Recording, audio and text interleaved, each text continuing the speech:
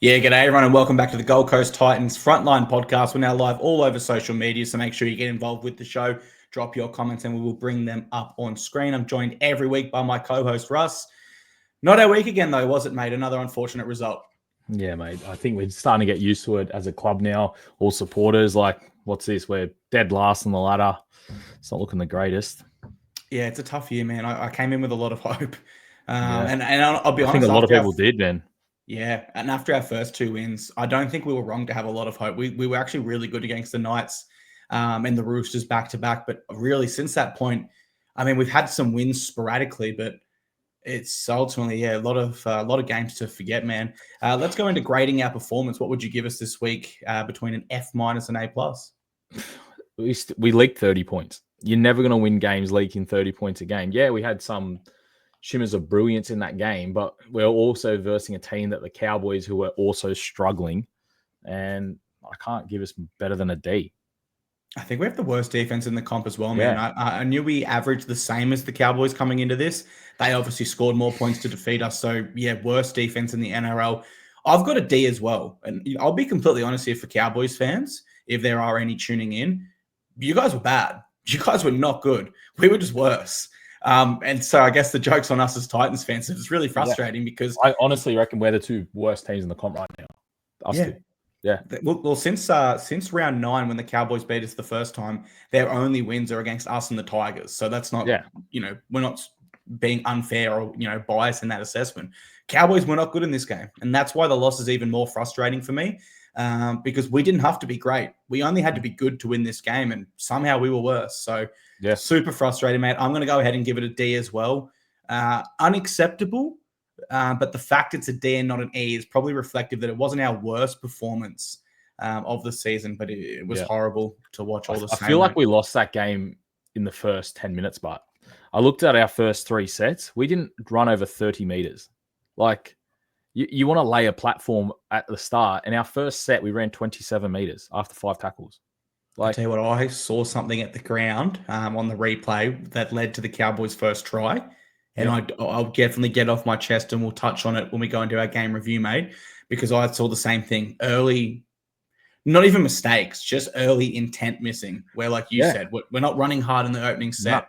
No. And I'll get to specifically what caught my eye after our Titans news section, guys. So Dave Fafita is aiming to return next round. We've got a bye this week, but he'll be aiming to return in round 19 against the Broncos at home. Keanu Kinney remains on track for round 21. That's awesome. And you know what? I did these notes yesterday, Russ. I thought there's probably not too much Titans news around at the moment. And then someone that I would never expect to be called into the New South Wales Blues camp was, and that's Brian Kelly. He was in reserve grade last week, mate. I want to know your thoughts on BK joining the camp. A surprise, straight up. Like, I thought he had a decently solid game on the weekend. Like, he was strong. He's running. He was one of the guys that was actually running strong. I didn't think he'd be in the camp at all for the Blues.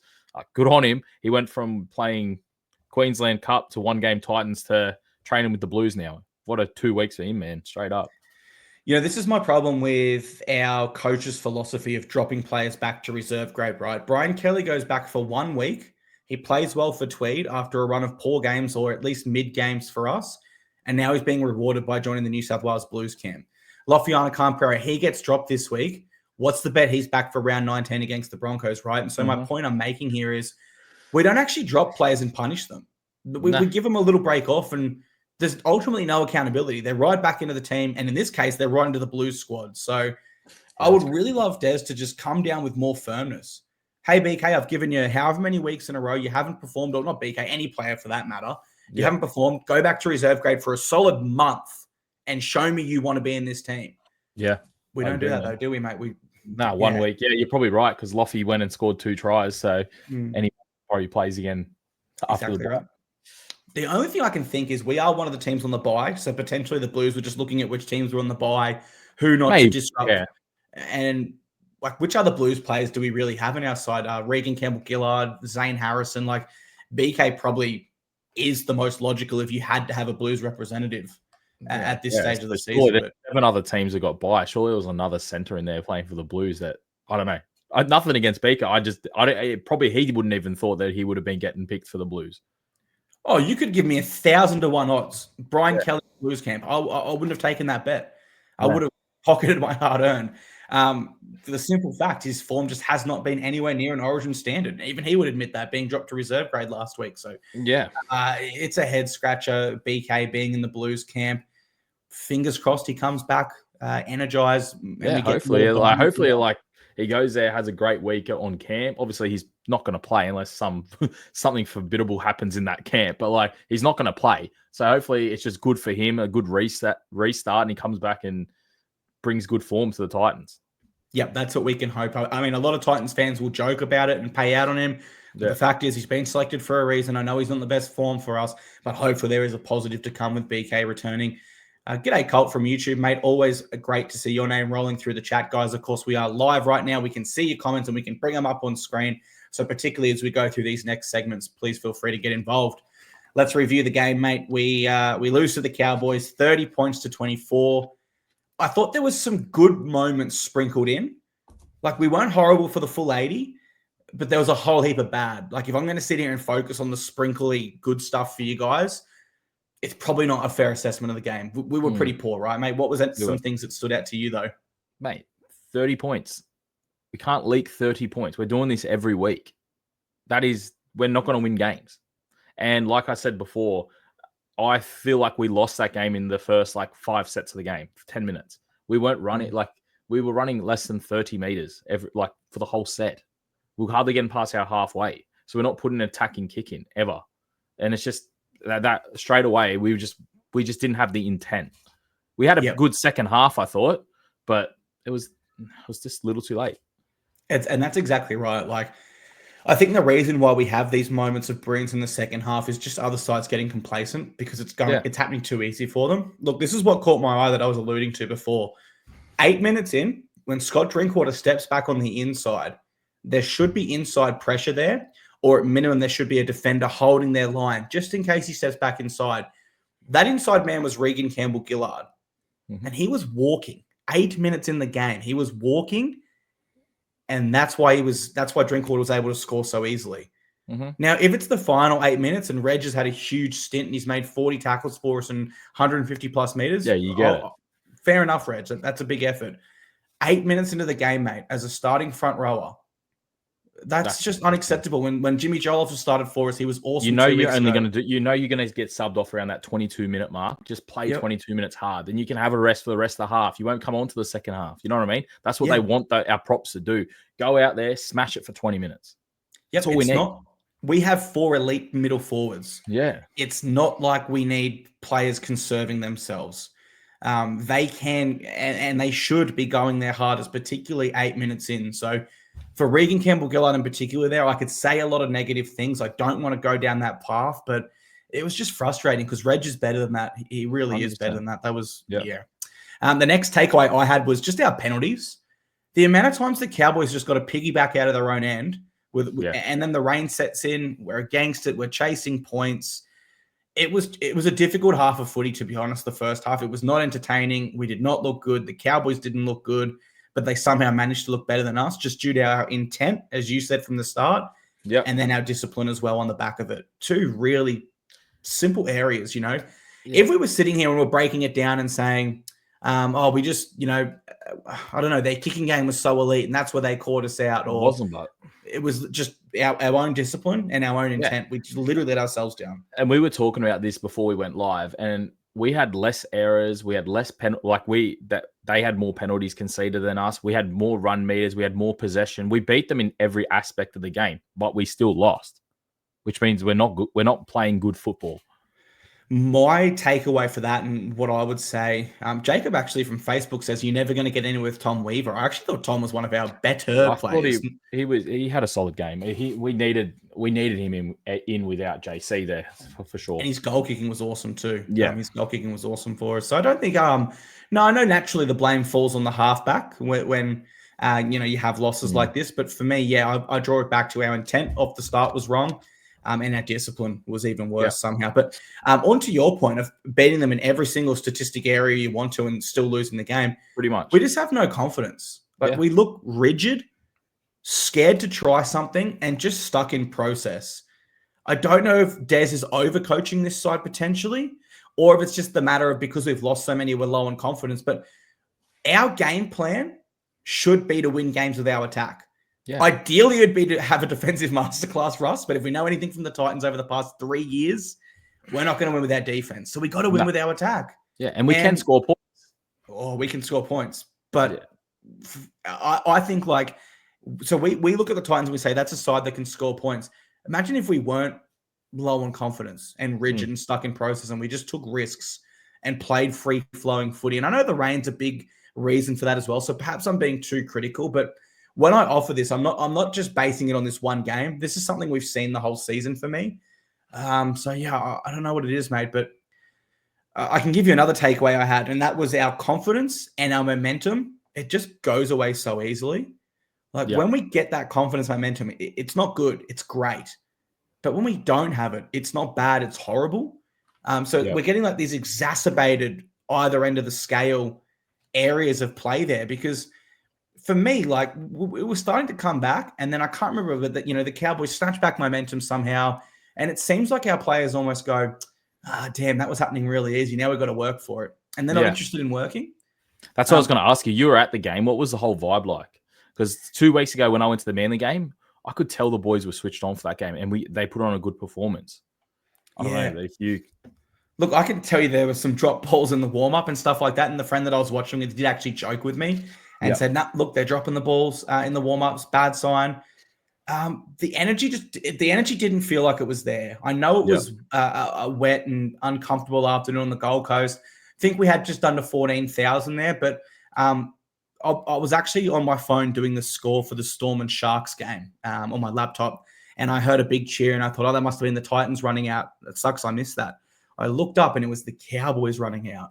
I feel like they almost got a louder cheer going out than we did. So, the energy just wasn't there for whatever reason. And look, the Cowboys, not to be critical of them because we are a Titans podcast, but they left the door open even though they were up by 18. Yeah. And they never put us away. We had an opportunity. Yeah, we were, but it's tough for me too, because I'm to the point now where I seriously have to ask, what is going to change, right? Because we're in round 18 now. Our next game will be round 19, where we're at very much the back end of the season. 7 we're games rolling out the same. Say again, sorry, mate. We have 7 games to play for the rest of the year. We're not playing finals. We know that now. We're not going to play finals. There's no way we play finals. 7 games. What do we want to see in a club? I just want to see. I'll be happy to win 3 or 4 games, not win a wooden spoon, and just be like, you know what? There was a little bit of hope there for 2026. That's all we can hope for. The best case scenario right now. We're not going to go out and win 7 games straight. It's not going to happen. I'll tell you what, I'd be happy to win 2 out of 7, to be completely honest with where we're at the moment. Liam Hatch says, enough is enough. The club needs a rebuild from top down. Steve Mitchell needs to be the first one fired and get a football director to set the place up for long-term success. I agree partially there, Liam. And I've seen this on a lot of the Titans talk. Everyone's saying Steve Mitchell is the one that needs to take the blame. Ultimately, the CEO oversees the football department, but they don't have the influence and the day-to-day control of what the football department does. And I'll tell you guys, the Titans, considering our limited on-field success, we actually do really quite well commercially. And every other aspect and area of our club in the back end and in the office is actually thriving. And they are in a really good spot. The only area where we struggle as a club is on-field results. And I can tell you what, Russ, I honestly reckon once our footy gets on a good note and we start winning games consistently, the other areas of the club that are already thriving, they'll just go to a whole new level. I agree. Like we spoke about this last week. We're like the club is trying. They put on good events. Like they get their members involved. Like they do these things. It's just our football that's lacking. I tell you what, I do agree with Liam's last thing where he said we need a football director to set the place up for long-term success. Now, I don't know what that looks like in a realistic world, but in a perfect world, it's either Wayne Bennett or Craig Bellamy. Noting Bellamy will likely move to the Gold Coast when he retires, and Bennett, if he finished up with the Bunnies, would likely go back to Brisbane. They are the football director, and they are overseeing a football department with the next up-and-coming coach. We need to find the next Andrew Webster, the next Cameron Serraldo, the next Jason Riles, the next assistant coach that's really doing a great job. If we can identify that, and have them supported by a coach that's very experienced in a football director role, that's where I think we can go to the next level. Yeah. It's tough to say, but if I have to say at this stage, and I've got to make the tough call, I don't know. I don't think Des is the right coach for us moving forward. And he wasn't an experienced coach, like you've said. Like, these guys are experienced, but it's getting to the point where you go, like, Des didn't work, hasn't been working at the Titans now. Like, here's the toughest thing to take. The coaches, our current makeup of coaches, or collectively, they don't want to make changes. Let's be realistic now as fans of this club. It's round 17, and we haven't had much change with the roster. We haven't played much differently. We haven't fixed our bench rotation. We haven't changed enough. And so if the coaching unit right now don't want to change or don't want to implement change, then unfortunately the change needs to be them. Mm-hmm. I'm not unfair to say that, guys. Like, I feel bad saying it. I feel bad for being the guy that's putting that negative energy out there, but it's the reality of the situation. Round 17, we're struggling. We're not getting results, and we haven't adjusted or changed throughout this whole season. We've just rolled out a similar 17 every week. Yep. We've had moments of brilliance. Most of it's been poor, and we've just accepted that that's okay. We've had multiple opportunities to really make change throughout the year and even trial different combinations. I feel after like round 3, man, or round 4, rather, you and I were saying we want to see Reg trialed from the bench. That's something so simple. We've been saying that from the start, pretty much. Yeah. And so, it's a tough conversation to have. It's tough. I got a thing to put to you. Do you reckon if we didn't win 2 weeks ago against Manly, do you reckon Des would still be our coach? See, it's a tough one because the owners are coming out of the club, so the people that have put in the most investment, and they've said that he is safe. Yeah. But ultimately, at some stage, like Steve being the CEO and Dennis Watt being the executive chairman, will have to make a tough decision that the investors of the club might not wish, because we just can't keep going down this path. I honestly think if we had lost, if he wasn't removed in the next few weeks, they would have made the decision to by the end of the year, Des. Yeah, I think so as well. And then there's also the reports that he's not happy with the assistants. So, it's a tough one, man. The whole football department, in a perfect world, I'd love to see a little bit of an overhaul there, because everything else, Gold Coast Titans, the community, the frontline, the members, the commercial side of the business, everything's going awesome. It is, yep. We just can't get the results on the field, which is really frustrating, mate. Let's move into our 3-2-1s. It wasn't all doom and gloom. We did have some nice moments we touched on. So give me your 3-2-1s from this game, please. I found it pretty easy to pick my 3-2-1s this week. I actually went 3 points for Philip Sami. I thought he was one of the backs that he ran for like 230 meters, scored a try. I thought he was very solid. 2 points. I went AJ. I thought AJ was good. It was hard conditions with all the wet weather footy and that, but he's still got that X factor, and that's what we needed in the fullback position. And then 1 point, I went both of them, or I just thought he had another solid game. Yeah, okay. My 3 points went to AJ Brimson. He got that cut early, got wrapped up, and I just really liked it. He was just trying to create opportunities. And when the Cowboys missed that ball and it bounced up for him and he scored, one thing I hated was all the NRL itself even posted on Instagram, right place, right time. And it's like, no, that's extreme effort, because it was more than likely going to bounce dead. But he sprinted to the ball and put himself in a position regardless. Sure, you can say luck was involved, but if he doesn't sprint to that ball and give everything, then exactly right. So 3 points for me, AJ. 2 points, Phil Sami. You summed it up perfectly. Just great energy throughout this game. Great runs. Love Phil. I feel like Phil's been our best back this year, to be honest. He's probably most consistent. Most consistent. He's run for 150 meters easy every game. I'd have to say he's been our best back. And my 1 point went to Jojo Fafita, who I'd say has been he was solid too. Also one of our best backs this year. Loved his powerful try. It was awesome to see, mate.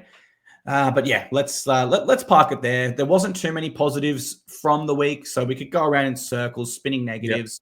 But let's leave it as a game where we missed intensity from the start. Our discipline wasn't good enough, and even when we had a chance to win, we fell short. Alrighty, affiliates recap time in that instance. Burleigh Bears, they defeat our Tweed Seagulls 46 points to 30, but Ipswich Jets do get the win. They defeat the Brisbane Tigers 28 points to 16. That means Jets remain in 6th spot and Tweed remain in 13th. As for the next game, Sunday, 2 p.m., Jets have the Central Queensland Capras. That game will be on 9 now, if anyone wants to watch our Jets. And Sunday, 3:30 p.m. Tweed have the Western Clydesdales. Standouts.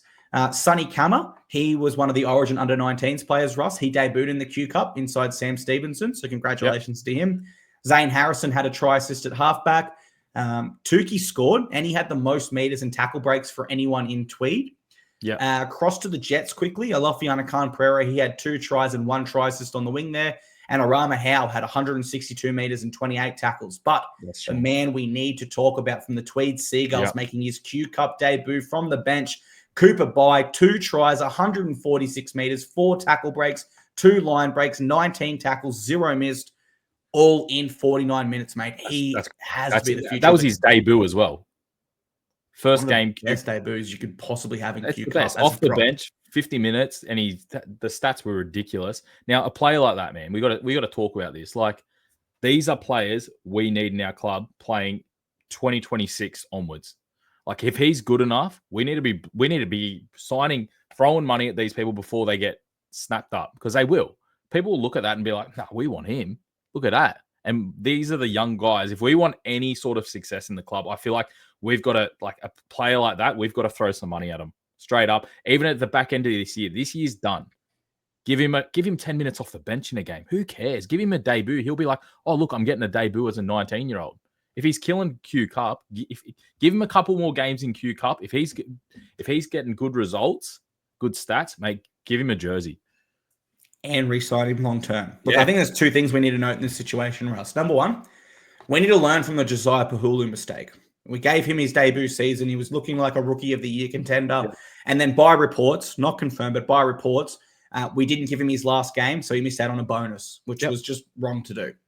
Number 2, his father, Marcus Bye, Cooper Bye's father, I should say, Marcus Bye, has been appointed as a board member for the Papua New Guinean expansion side. I believe we will see Cooper Bye debut for the PNG Camels this year, as they are short on quality forwards. And we can't afford to even that. We can't afford that to even be an option. So I completely agree with you. We need to start giving him games now. And when we get to the end of the season, we need to sit down and have a serious talk with him where, "Hey, Cooper, I understand there's going to be other opportunities out there for you, but we believe you, alongside Tino and Mo, our other young forwards, Bowie Therma, you guys are the future forward pack of this club. We need to keep you, Cooper. What do you need from us?" And, of course, there's going to be a realistic number associated with that, a realistic number of years, but we need clear communication because we didn't have clear communication with Josiah Pahulu. No. And ultimately we lost him. And he's not the first good young gun we've lost either, is it? Lost quite a few. So, I'd be especially like those young guys. We had 7 people playing that Origin from the Titans. Yep. Is that right? 7? Yep. We had the most of any team. So our juniors are working as well. The juniors are working. So if we've got 1 or 2 that we're going, this guy's red hot. Like, we know he's going to play NRL. Lock him up now. Yep. And I think we do. In Cooper Bye, Sam Stevenson, and Zane Harrison. Zane Harrison as well. And like you said, Tukey Simpkins, right? He's had 1 or 2 games off the bench. All right, he's putting up numbers. He is another one of our future. He's a young guy killing Q Cup this year. Give him a bench spot. Yeah. What have we got to lose? Like, we've been talking about him every week to say, like, put him on the bench. He's had like 2 games off the bench. And the limited time we've seen him, he's been better than most of the other bench players. Yep. No, you're right, man. So that is our affiliates recap, guys. As Russ said, we've got some good young players doing great things in reserve grade. We just need to make sure we manage their careers and make sure that we don't end up losing them. At this time, guys, we'd usually talk about changes we want to see to the team list, and we'd preview our game that's coming up. But of course, we have the bye this week, so it'll be a bit of a shorter episode. So we will close the show there, guys, and just say again, thank you so much for sticking, not only with our show, but the Titans as a whole. We really appreciate the support. We can't speak on behalf of the club, but I'm certain they would appreciate it even more so. And week off, Russ. We'll be back next week, and we'll do it all again. Do it again, mate. All righty, guys. See you later, and go the Titans.